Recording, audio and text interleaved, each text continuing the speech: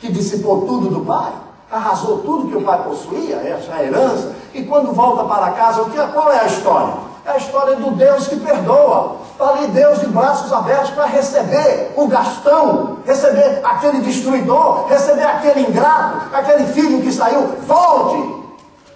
Deus quer que a gente volte, não importa a situação e o que a gente tenha feito, não importa. Hoje eu estava falando da minha classe de batismo, quando Jesus foi crucificado, ali estavam 2 ladrões. E Jesus estava ali no meio dos dois. E os dois tiveram a mesma oportunidade de ir para o céu. Mas só um foi para o céu.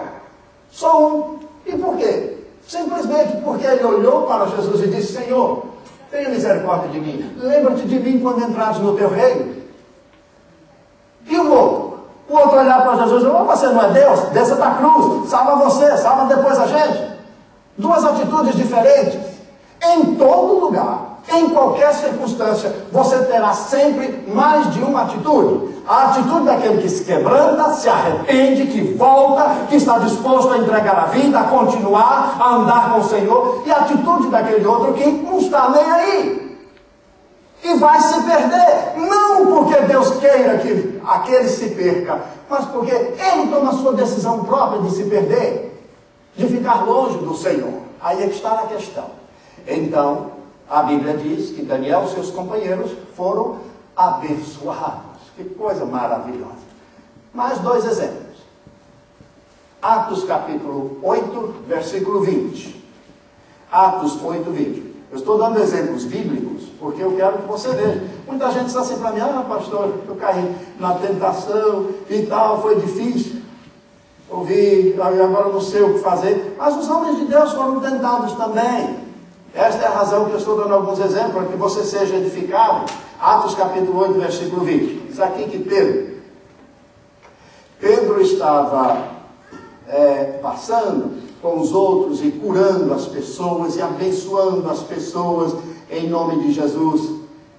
E aí, havia um camarada que estava olhando tudo, chamado Simão. E ele ficou seguindo os apóstolos. Ele ficou de butuca olhando. Pedro pregava, Pedro ajudava um, abençoava outro, curava um aqui, estendia a mão sobre outro, a pessoa chegava perto de Pedro. Ele ficou ali. Aí ele chegou e disse: escuta, versículo 19. Dá-me também a mim esse poder. Olha a conversa dele. Dá-me também a mim esse poder, para que aqueles sobre quem eu impuser as mãos recebam o Espírito Santo. Olha aqui um dinheirinho para você, Pedro. A resposta de Pedro: vá tua prata contigo para a perdição, pois cuidaste adquirir com dinheiro o dom de Deus. Aí, Pedro rejeitando suborno. Camarada querendo subornar a fé, subornar as coisas de Deus, comprar as coisas de Deus. Irmãos, o Evangelho é de graça. Agora, seguir o Evangelho exige de cada um de nós uma tomada de posição. Tudo é de graça no reino de Deus.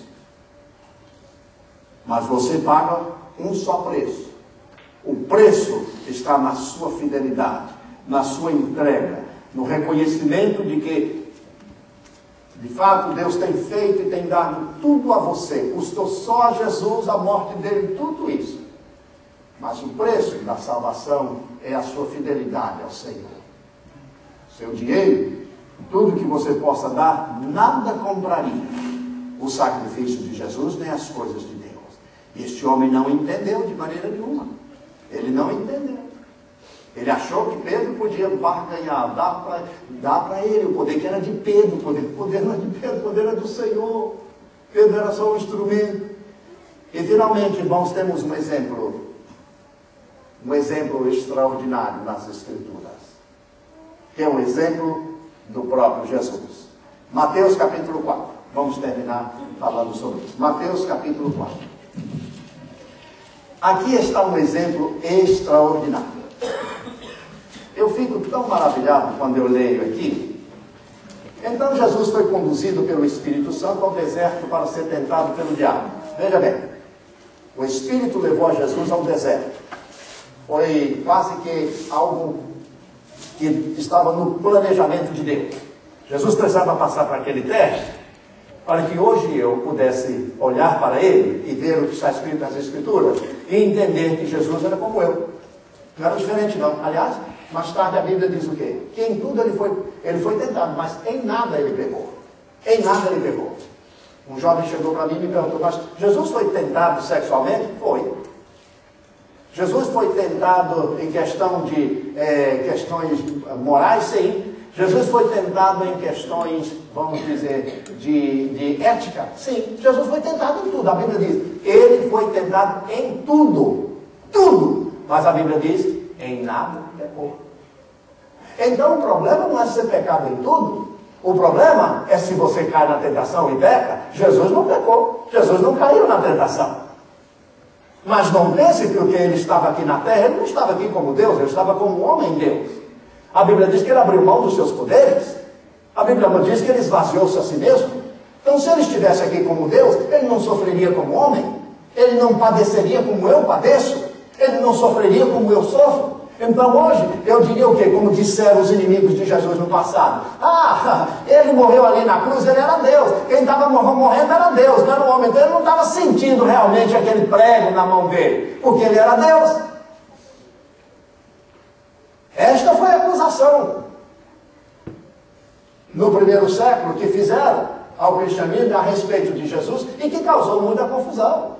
Mas na verdade, quando Jesus estava ali na cruz, e a prova que quem estava morrendo ali era realmente o Filho de Deus, o homem, o ser humano, que era Deus, mas com esse tabernáculo humano, o que é que a Bíblia diz? E vendo Deus a Jesus coberto com os meus pecados, o que é que a Bíblia diz? E vendo, olhando Deus ali aquela situação, o que é que foi que Deus fez? Ele deu as costas para o seu filho. E Jesus começou, Deus meu, por que me desamparaste? Ele nunca havia sentido esse corte.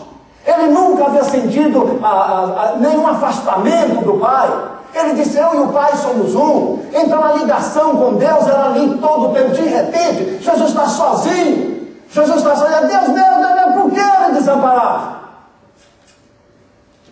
Eli, lama sabachthani. Deus meu, por que me desamparaste? Porque Deus não podia olhar o seu filho na forma humana, morrendo, como ele morreu. É o que diz a Bíblia. Quando Jesus estava na cruz e que a lança, o soldado feriu a Jesus, o que é que saiu? Saiu água e sangue.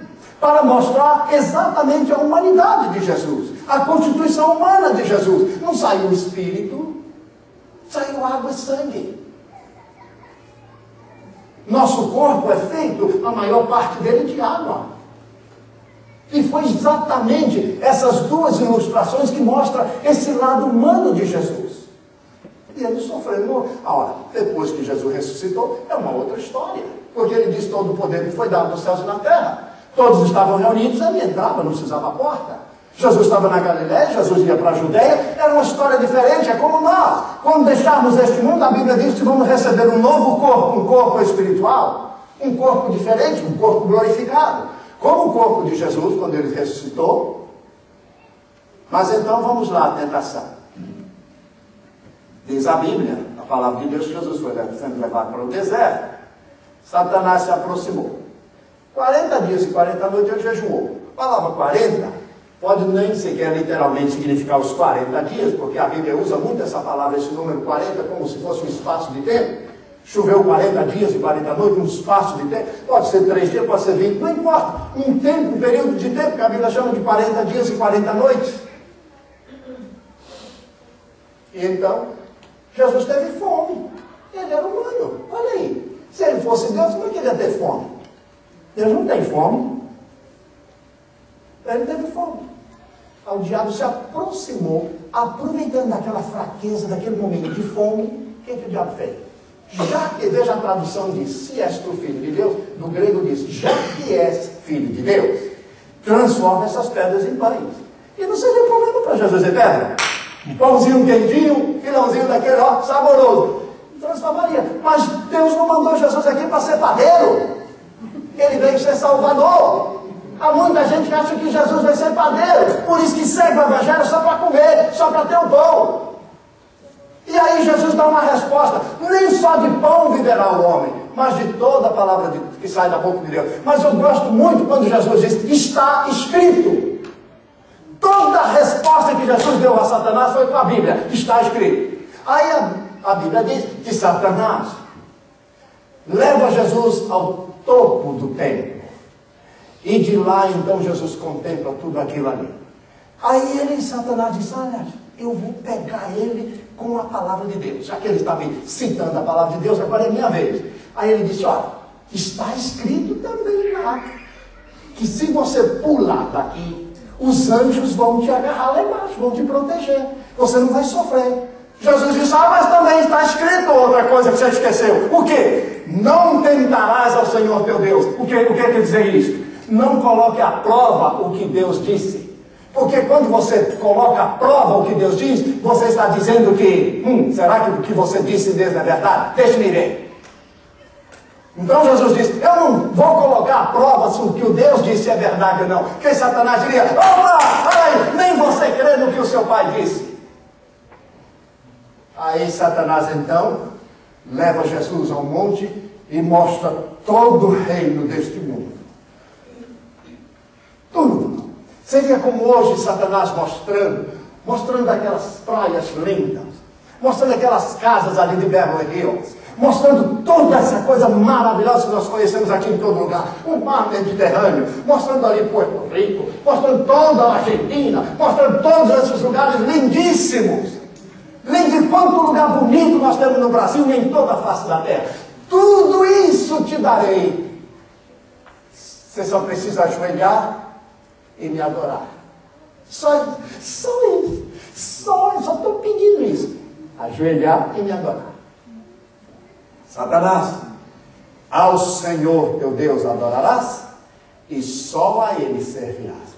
Está escrito: ao Senhor teu Deus adorarás e só a Ele servirá. Não ao mundo, mas a Ele, ao Senhor.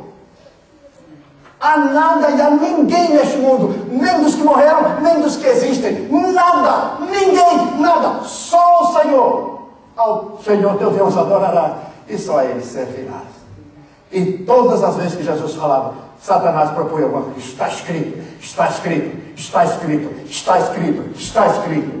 Era com a palavra. Como é que eu venço a tentação? Como José venceu? Como é que eu venço a tentação? Como Daniel venceu? Como é que eu venço a tentação? Como Eliseu venceu? Como é que eu venço a tentação? Como Jesus venceu? Com a palavra de Deus. Escondi a tua palavra no meu coração para não pecar contra ti. Com a palavra de Deus. Por isso, irmão, vamos crescer no conhecimento da palavra de Deus. Vamos crescer no conhecimento da palavra de Deus.